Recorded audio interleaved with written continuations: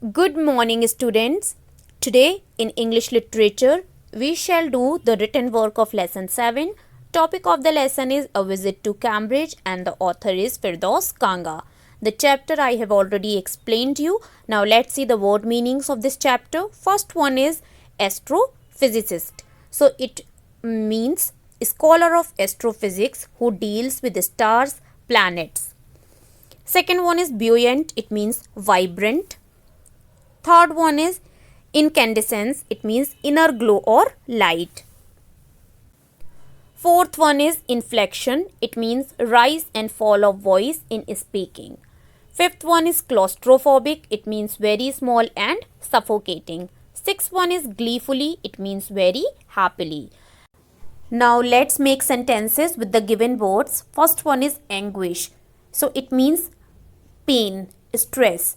The sentence will be he groaned in anguish. Second one is buoyant. It means happiness. So it will be we were in a buoyant mood after winning the match. Third one is exhilaration.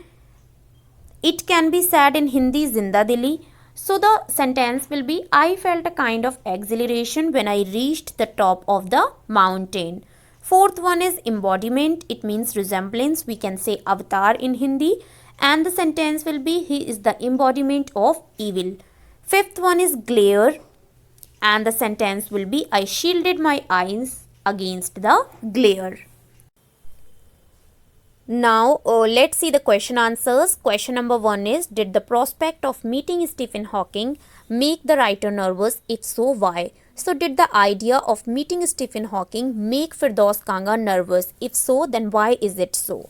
Let's see the answer. Yes, the prospect of meeting Stephen Hawking made the writer nervous. He was doubtful whether he would be allowed to meet him even for 10 minutes or not. So yes, the idea of meeting Stephen Hawking made Firdaus Kanga nervous because he was doubtful at that time whether he would be allowed to meet Stephen Hawking even for 10 minutes or whether he would not be allowed to meet him. Now let's see the second part of the same question, that is did he at the same time feel very excited? If so, why? So with nervousness, did he at the same time feel very excited also? If so, then why is it so? Let's see the answer.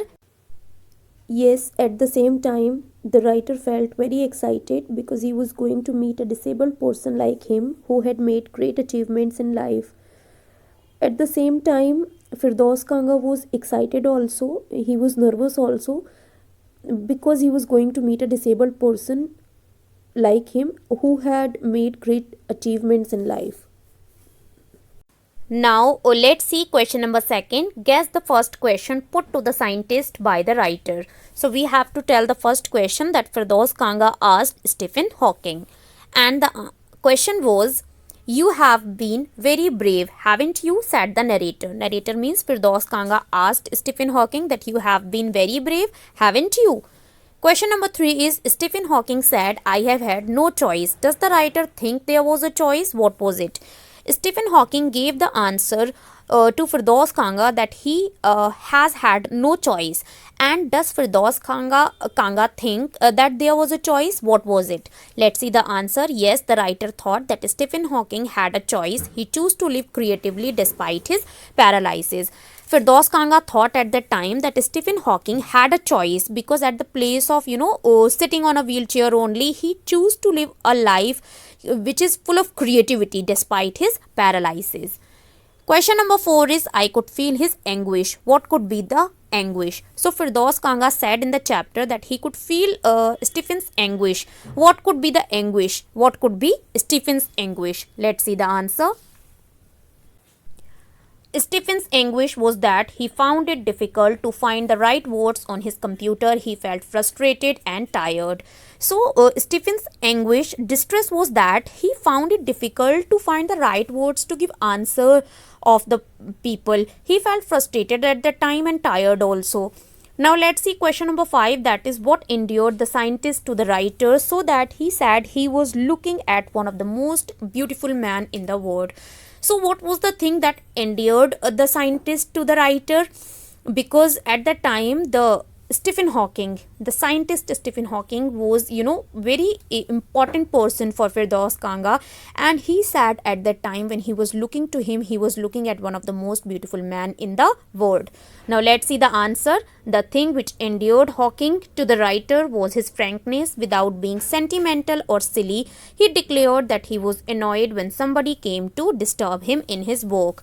So the thing which endeared Hawking to the writer was the frankness of Hawking, because Stephen Hawking said to Firdaus Kanga without being sentimental or silly that he felt annoyed when somebody came to disturb him in his work. Now let's see question number 6. Read aloud the description of the beautiful man, which is the most beautiful sentence in the description. So when Firdaus Kanga saw Stephen Hawking, he called him the beautiful man in the world, actually the most beautiful man in the world, and he has given a description of Stephen Hawking. So which is the most beautiful sentence of that description given by Firdaus Kanga, we have to tell here. Let's see the answer. Before you like a lantern whose walls are worn so thin you glimpse only the light inside is the incandescence of a man. So this is the most beautiful sentence in the description given by Firdaus Kanga. First part of question number 7 is, if the lantern is the man, what would its walls be? So if the man is the lantern, what would its walls be called? Answer will be, the walls would be its body, the body of a man. Second part of question number 7 is, what is housed within the thin walls? And the answer will be the eternal soul, means the eternal soul is housed within the thin walls. Third part of question number 7 is, what general conclusion does the writer draw from this comparison? So from the comparison, the writer draw a conclusion. What is the conclusion? Let's see the answer. The writer draws the conclusion that each of us is an eternal soul. The body is not such an essential thing. So the writer draws the conclusion that each of us is an eternal soul only, and the body is not such an essential thing, because the body was, such an accessory for Stephen Hawking. Question number 8 is, what is the scientist's message for the disabled? So Stephen Hawking has given a message to disabled people. What is it? Let's see. Stephen Hawking's message for the disabled people is that they should concentrate on what they are good at. Olympics for the handicapped or disabled people are a waste of time. Stephen Hawking's message for the disabled people is that they should concentrate on what they are good, because at Olympics handicapped or disabled people are a waste of time. Now let's see question number 9. Why does the writer refer to the guitar incident? Which idea does it support?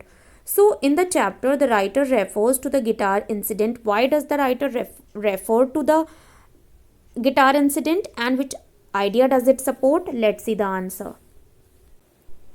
Answer is, the writer supports Hawking's idea that the disabled people must not try to overreach themselves. The writer once tried to play guitar, but he felt defeated, so he destroyed it one night. So the writer supports Hawking's idea that the disabled people must not try to overreach themselves, actually, because once the writer tried to play a big guitar but he was not able to do that, so he felt defeated and he destroyed the guitar one night because he was trying to overreach himself. Now let's see question number 10. The writer expresses his great gratitude to Stephen Hawking. What is the gratitude for? Answer is, the writer expresses his gratitude to Hawking for giving him strength and confidence to be brave and to live creatively. So the writer expresses his gratitude to Hawking because, first of all, Hawking has given him strength and confidence and given him the courage to be brave and to live creatively. Now let's see the next exercise, that is, complete the following sentences from the lesson. First one is, there was his assistant on the line and I told him I had come in a wheelchair from India. Second one is, you get fed up with people asking you to be brave as if you have a current account on which you are too lazy to draw a check.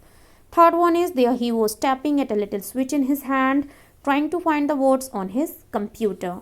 Fourth one is, you look at his eyes which can speak and they are saying something huge and urgent. It is hard to tell what. Fifth one is, it doesn't do much good to know that there are people smiling with admiration to see you breathing still. So these are the sentences which we have completed from the lesson.